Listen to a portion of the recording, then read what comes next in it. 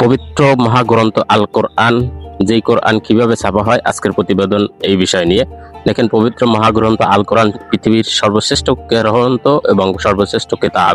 আল্লাহ তাআলা যা রাসূল সাল্লাল্লাহু আলাইহি ওয়াসাল্লামের উপর নাজিল করেছেন, সেই কোরআনকে আমাদের কিভাবে ছাপানো হয় সেই বিষয়ে আজকের প্রতিবেদনটি।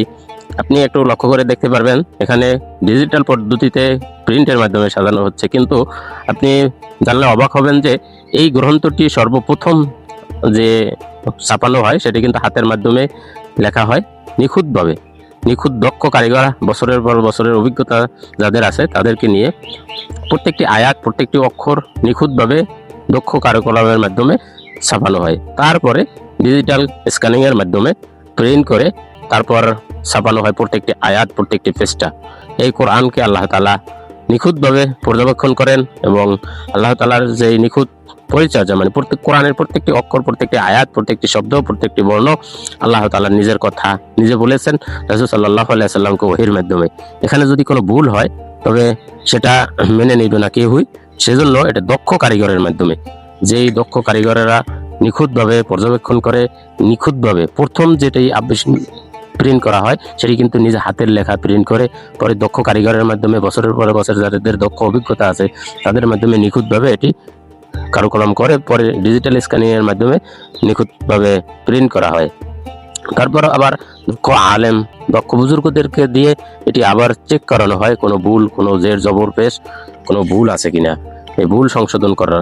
যদি কোনো ভুল থেকে থাকে সেটি সংশোধন করার জন্য দক্ষ আলেমের ব্যবস্থা করা হয়। সেখানে দক্ষ আলেমদের মাধ্যমে সেটি প্রিন্ট করে ডিজিটাল স্ক্যানিংয়ের মাধ্যমে পরে বান্ডিল করে সেখান থেকে প্রত্যেকটি পৃষ্ঠা আলাদা আলাদা করে বান্ডিল করে পুস্তক আকারে যখন প্রকাশ পায় তখন সেটাকে একটি কোরআনে পরিণত হতে একটু সময়, দীর্ঘ প্রক্রিয়া শেষে যখন একটা সম্পূর্ণ একটি কোরআনে পরিণত হয়।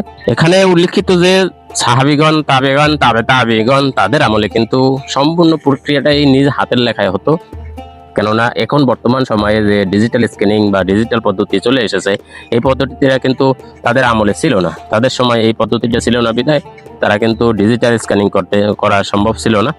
সময়ের পরিপ্রেক্ষিতে যখন ডিজিটাল স্ক্যানিং হয়েছে, তার আগে সাহাবীগণ, হযরত ওসমান গনি দেখবেন, আপনি মিশরের মিউজিয়ামে যদি যান আপনি সেখানে হযরত ওসমান গনি রাদিয়াল্লাহু তাআলা আনহুর নিজ হাতের লেখা কোরআন শরীফটি পাবেন, এখনো আছে বিদ্যমান।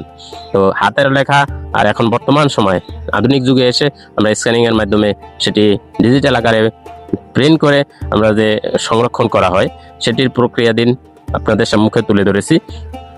দেখে নিন, এই কোরআন শরীফটি আল্লাহ তাআলা বাণী, আল্লাহ তাআলা ৬৬৬৬টি আয়াত, আল্লাহ তাআলা যে নিজের কথা ৬০৬৬ বার নিজের কথা আমাদের উম্মতদের জন্য বলে গেছেন এবং সেটি সংরক্ষণের দায়িত্ব কিন্তু আপনার আমার সকলের। কিন্তু এখানে উল্লেখ্য একটু কথা মাথায় রাখবেন, কোরআন আল্লাহর কিতাব, সেটি সংরক্ষণের দায়িত্ব আল্লাহ তাআলা নিজেই নিয়েছেন। দেখবেন, আপনি যদি কোনো ঘর বাড়িতে আগুন লাগে, দেখবেন সেখানে সবকিছু পুড়ে গেলেও কিন্তু কোরআনটা পুড়ে না। কেন পুড়ে না জানেন?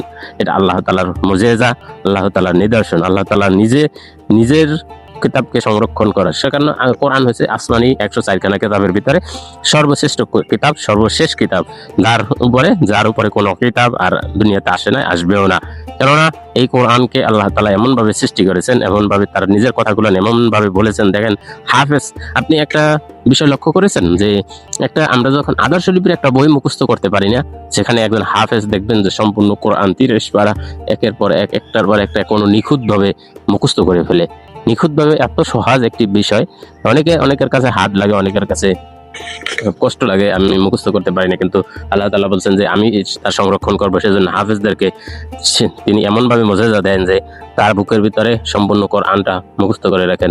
মনে করেন যে দুনিয়া থেকে সকল ডিজিটাল স্ক্যানিং কোনো প্রিন্ট থাকবে না, তখন কিন্তু হাফেজরা যদি থাকে তখন কিন্তু আপনার আর চিন্তা করতে হবে না যে আমরা এই আল্লাহ তাআলার কোরআনটাকে সংরক্ষণ করতে পারবো কিনা, তিনি এটাকে থাকবো কিনা। কেননা হাফেজরা যতদিন আছেন ততদিন কিন্তু এই কোরআনটা বিদ্যমান থাকিবে আমাদের মাঝে। যদি আমরা একটু লক্ষ্য করি স্ক্রিনে যে আমরা সেই ডিজিটাল স্ক্যানিং পদ্ধতিটাকে উপনীত করে যখন করা হয় তখন কিন্তু সেটাকে হাতের লেখা, মানে নিজ হাতের লেখেই সেটাকে উপনীত করা হয়।